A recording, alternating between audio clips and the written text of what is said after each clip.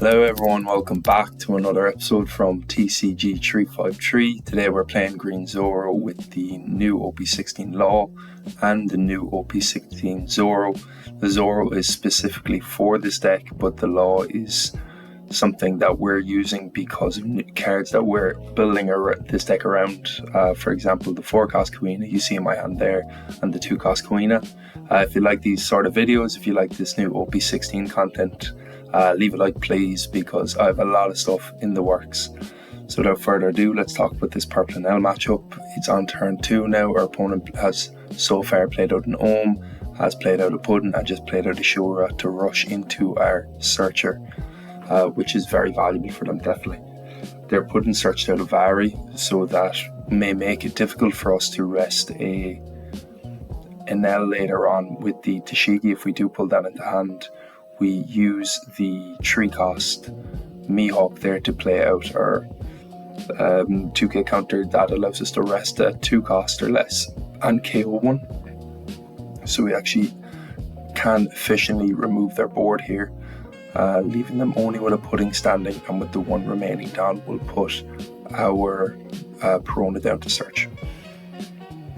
That 2k counter, like the play that we just made there, like we got rid of 2-2Ks, which isn't great of course, but we did get rid of their own, which is just a really annoying card, and we got rid of a good bit of their board pressure. So now when they swing with this Pudding, like you're seeing here, once they swing with that, we're going to swing into it next turn, and then they'll only have Enels. Well, that was the idea before they play down the Ohm. So now they have 3 swings on board potentially for next turn. We'll play with the Cavendish, and rather than using the attach 3 Don to our leader, we'll just attach 1 Don to Mihawk and swing 5 and 5 just to get cards out of hand, really. That's what we were hoping for. We search with our counter, or with our Hiyori searcher, I think it's Hiyori, yeah. I like these searchers anyway that turn cards sideways. I think they're pretty strong, because that Ohm there now actually swung when it could have swung into our life. When using the Ohm minus power effect, they use a Mamaragan afterwards to rest our Cavendish, so now it's either that they'll freeze it or they'll try and run into it with one of their swingers. If they swing 5 into it, which they do, we're going to give them counter for that, and we'll consider which counter we want to use here. It is going to be the Kuina. The tech and the idea of this deck, why we're running 3 Laws and only 2 Zoros and not the other way around, is because we want this 8-cost Law to be able to restand our Kuinas so that we can constantly get that value. I think it'd be really useful against these like Buggies and the blue-green Luffies. Just unfortunately today we weren't able to find any on the sim. We'll use Mihawk here to get rid of the Ohm, and we'll swing 5 into our opponent's leader as well, and they take. Our opponent has 3 life, we have 4 life. Their board state might be slightly better, but we do have quite strong cards in hand, so we're happy about that. Especially that 1-cost event that we did search out earlier, which if they don't use Vari means that we can rest both of their Enels. They freeze the Mihawk, and they choose to swing with a Pudding 5 into the Mihawk. We'll just let that go, and then swing 10 into our life, and that goes through. Right here, right now, we have some options. I think playing out the Zoro is probably our most valuable bet. Since we're on 10 down, we can play the Zoro, trash a card from hand, rest a Reiju, and then use the event to freeze both Enels, which is actually massive value and a good bit of aggression. So I do believe that is what we'll do. The thing with Enel as well is that it runs a lot of counter, but that counter is specific for Enel cards. So as a deck, it usually finds it hard to protect its cards. So they let that Reiju go, we restand our leader, and we swing 8 into their life, and then we'll swing 9 with the Law. And we are in a very strong spot here. We chose not to swing into the Pudding that turn because they only have 1 small character on board, so they can't split effectively with both to go for lethal. And they don't run as many rush cards, none that are relevant at this point of the game anyway. They use Gamma Knife on our Law, attach a Dante Pudding, and then Divine Departure Zoro and El Taurus, which is a really, really nice line, actually. They swing 5 into the Law, and they'll swing 4 into the Law, and 5 will give 1k and a 2k. Very lucky to have the counter in hand there, actually. And here we are in a spot of trouble if we don't get the win next turn, so we go for lethal. And the first swing is 11, which they took. Their hand was fairly bricked up. I think that's... If that Banish Zoro has counter, then we had perfect math on them to win there. And then we had the swing also. So good game to the Purple Enel, but look, when you win, you win. Let's go into this next game against Red Shanks here. Red Shanks is such an annoying deck to come up against, so I'm trying to include it in all my videos just so you guys can play around it more in the sim.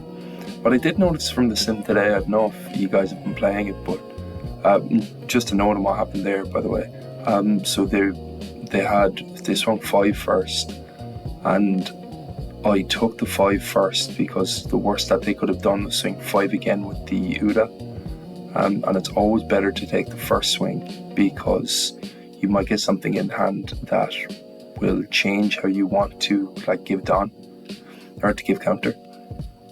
It's just a quick little note. But have you noticed on the sim that Black Yamato is everywhere? I'm not sure if it's that everyone's playing it or if it's that nobody wants to play against it, so nobody's matching into it. It's kind of hard to tell. I love the deck, but I haven't played it in a while now. Our opponent swings 6 into our Erlang, and if you watch the Krieg video, you'd know that we are sometimes incentivized to let Erlang go, but we do want to time it well. So there we just didn't have a 2k in hand. If we did have a 2k, we would have protected it, but giving them 2 cards just to protect it wouldn't be valuable at all, so we didn't bother. Here we're trying to bait them into blocking, because we'd rather play the Cavendish than the Tashigi, but it doesn't work out that way, so we play the Tashigi, rest the blocker, and swing 8 into it. They let that go and KO our Mihawk. That is a completely fine trade for us. That is totally fine.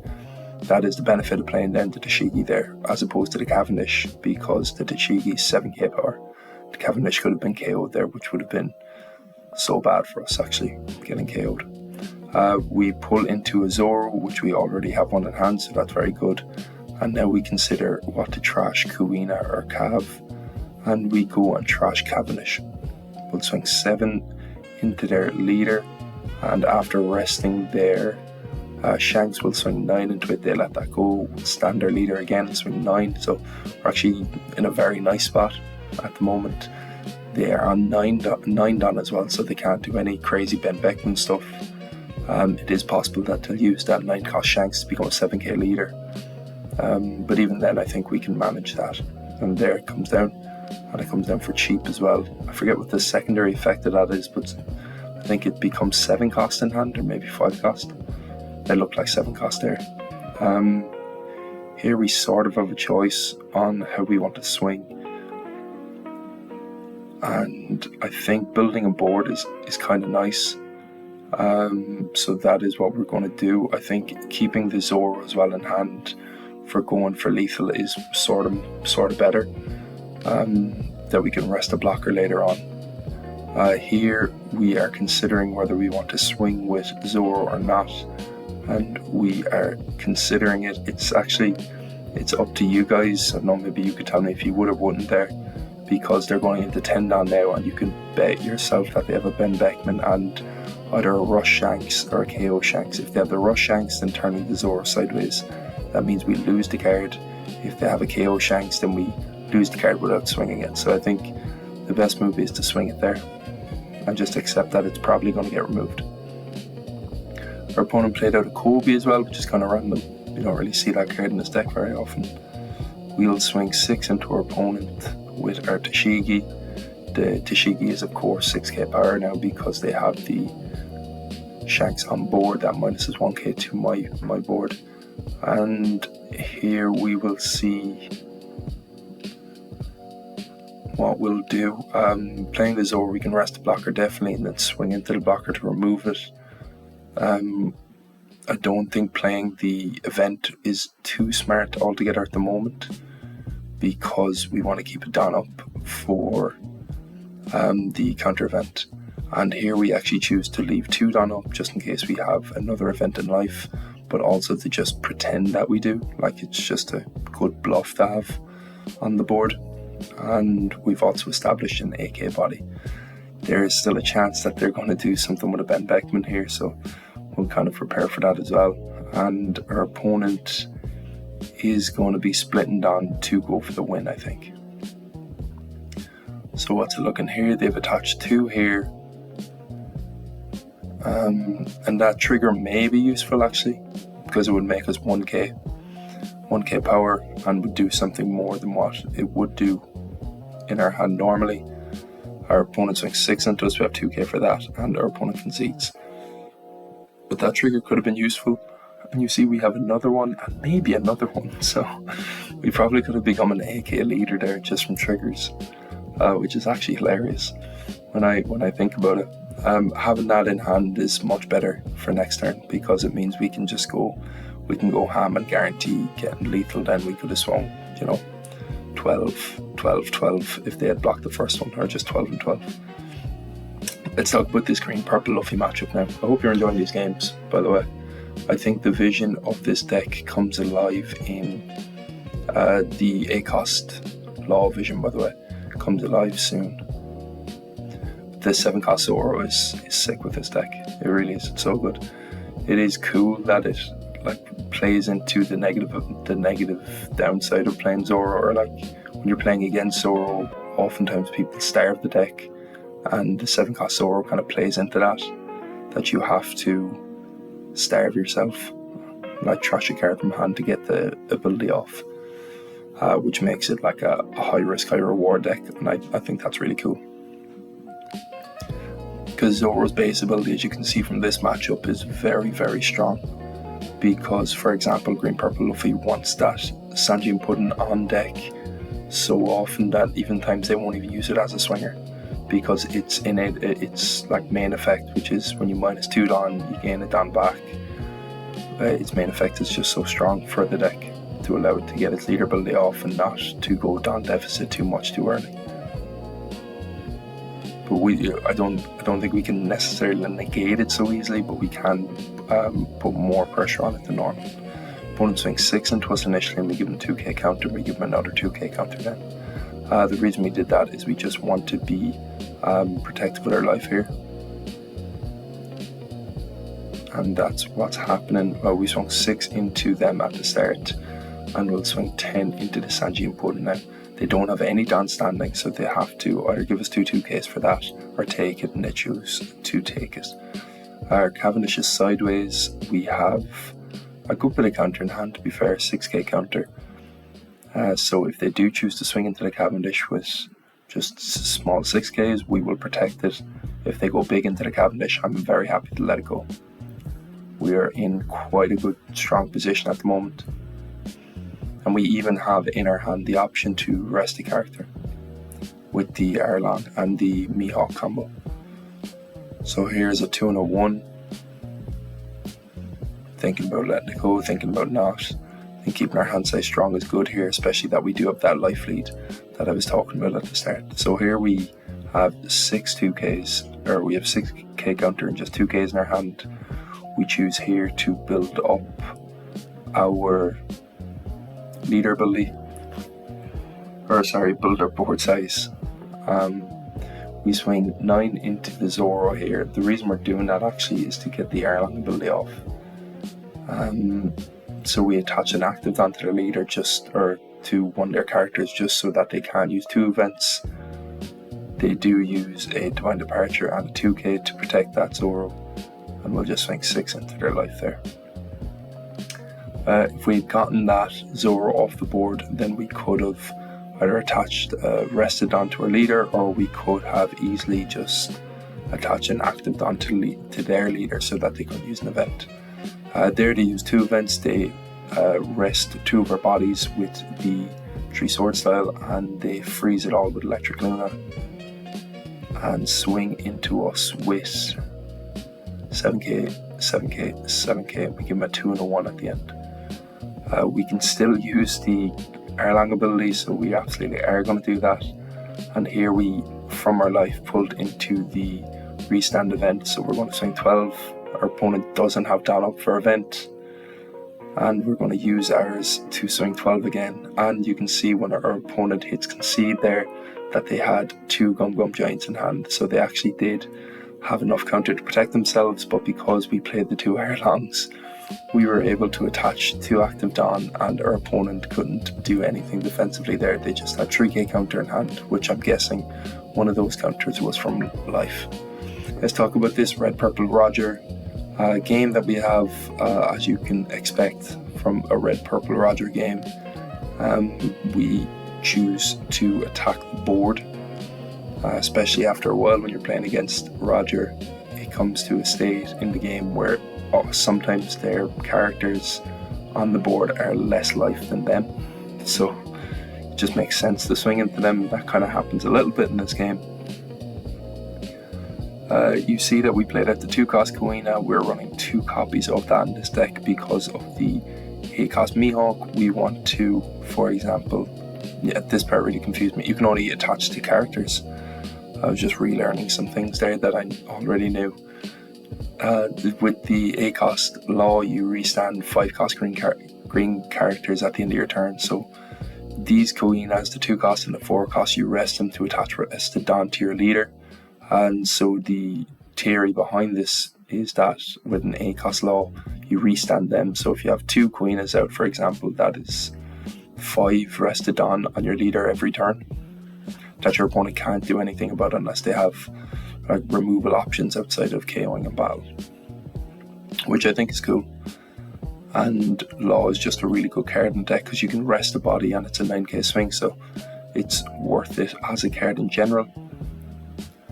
We get a Tashigi. We will want to use this Tashigi to rest their Odin, attach Rested onto our leader, and rather than attaching 10 to our Zoro, we attach 1 to our Mihawk just to be a bit more aggressive into their life, so that we can swing 3 times into our opponent's leader rather than just swinging 2.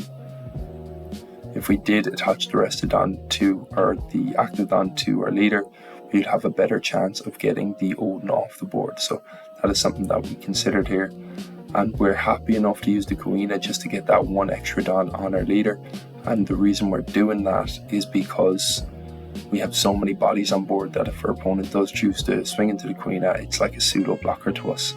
We haven't actually found the 8-cost in hand yet either, so it doesn't seem like it's given us or that keeping the Kuina off just in case is a very good strategy for the moment, so we won't bother with that. Here we do not have an 8,000 power or higher, so the Zoro can't activate Character Rush, and it seems that their Roger is not at 10 Dawn, it's at 9 Dawn, so it's just staying at 7k power there.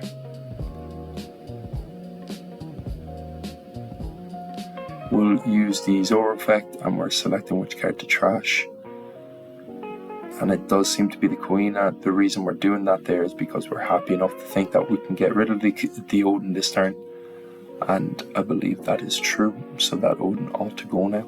They put a lot of counter into it last turn, which didn't really do them all that much, and we'll swing 7 into their life, which they give us 1k counter for. We'll restand our leader and swing 8 into their life. We'll see what we get off them. Maybe a 2k, maybe a life. And we get a 2k off them, and we're leaving 1 Dawn standing for an event. Maybe leaving the Dawn standing for the event wasn't totally necessary, since we actually didn't, since our opponent only had 1 swing next turn anyway, because we froze it with the Erlang. Here what we have is a 9k swing into their life. That's a really nice swing because we can test if they have counter or not. They definitely want to counter out of this because otherwise we can do a bit of damage with our swings, or at the very least we can probe into them quite nicely. So our opponent is probably aware that maybe they only have 2ks, they actually do have 1k, so that's good for them. We'll swing 15 into their Zoro and 15 into their life, which they do take. And now it's looking pretty much in our favour. except that they have this 10 cost rush Shanks, which they can absolutely swing into the Zoro, that's fine, swing into me, that's fine, and leader into us as well. We don't have the dot standing for the event, so that is also fine. Considering here what to do, how we want to proceed, I think keeping one down up is just smart to do, so that's what we're going to do for the event. We have only 4k counter in hand, so I mean if we don't get this Roger off the board, we're kind of in trouble, to be honest. And in that case, maybe it would have been better to have split Dons with Tashigi and my leader to get the win there, because they're only at 7k power, but we didn't go that line, so we won't talk about it. Our opponent plays out the 8 cost Roger next turn, so now they're a 9k leader with 2 Dons standing. They have the 12 cost Shanks Rush still on board, but they only have 2 available swings to them, so they'll swing into my life and I'm going to take. We get the event from life, which is great, and our opponent concedes, which is right to do. I mean, they do have counter, they have 3k counter in hand, but we would have just swung next turn probably 12 and they got counter. Yeah, that was actually just the story of it, but we could have swung 12 twice. Let's finish off this video with a nice Red Yellow Bonney game, which I believe is the best showing of the 8 cost Law and Kuina tech in this deck list, or in this video rather. We'll play with the Kuina first, and our opponent just kind of goes ham into it and minuses 1k power onto a character I think that has 0 power anyway, so, or only has 1000 power anyway, so they can definitely have that. Swings 5 into it, has 4 Dons standing. We're seeing what they decide to do, and they actually are running this cool new card, the 4 cost Luffy, that says on opponent's attack you may trash a character with 8000 power from your hand, and if you do so, then your leader and this character, their base power becomes 7000. So really strong for Bonney, because Bonney's leader ability gives plus 2000 power, so with Luffy ability and leader ability you're 9000 power, and then you could play it like a Zoro on that turn, or maybe that Egghead Luffy, so you can become an 11k leader, like kind of consistently. It's pretty cool. It's a good deck, definitely a good deck. So here, rather than resting the Borsellino, we rested the Luffy because we want to swing into the Luffy, and we swing into the Luffy 10k, they give us the Borsa blocker, and we will swing 10k then into their leader. They have a bunch of cards in hand, which is good for them, but we have a bunch of life, so we're not too afraid of any kind of mad aggression from them. They did, however, play out a Zoro, which makes them plus 2000 power on my turn, and they're going to use that quite well. But fortunately, we do have that 8 cost in hand, so eventually we'll be able to rest the Zoro. We'll trash the Kuina, even though it would have been good to have that counter, we just don't have it, or we don't have need for it rather. Before our opponent lets the Luffy go, they use the Luffy ability, so now their leader is actually at 11k, so nothing on my board can touch it because they had the Zoro, the leader ability and the Luffy ability, so our opponent went to 11k there, which is kind of nuts, like really cool. And here, a repeat of the board state from last turn. Our opponent plays a Borsellino and a Luffy out and chooses not to swing into us, and I believe that is because they're trying to starve us, which is, you know, that's a strategy. If they had swung into us, for example, with Zoro, I would have just froze it with the lob. So we're just going super aggressive with our leader ability here. We swing 12, we restand, we swing 12. With the second 12 we get the Borsellino blockers, so we can restand. And we're seeing what our opponent is going to give us here. Considering to swing with these Zoros or not, but they're 9k power, and like it is valuable to have the Zoros up definitely, but 9k power is a lot to deal with, so actually don't go for it. Here they play with the Luffy blocker, so they're 7k leader on offense. They don't swing with the Luffy because they don't want it gone from the board, which is fair enough. And they're 9k leader at the moment without using Luffy ability, but the Luffy ability hinges on them having an 8000 power character in hand, and they're after using the ability 3 times, so the odds are stacked against them now on being able to use that again. And they can. And they have it in hand, so they only have 1 card in hand at the moment. So what's going to happen here is we'll use the law to rest the Luffy character for next turn, and we will consider searching for an event. So here our opponent only has 3 swings against us now. We don't have a blocker, but we do have enough counter. We have 5k counter. They don't have any rush characters, but they could have maybe swung 9 into us there with a double attack from Newgate and tried to get the win that way.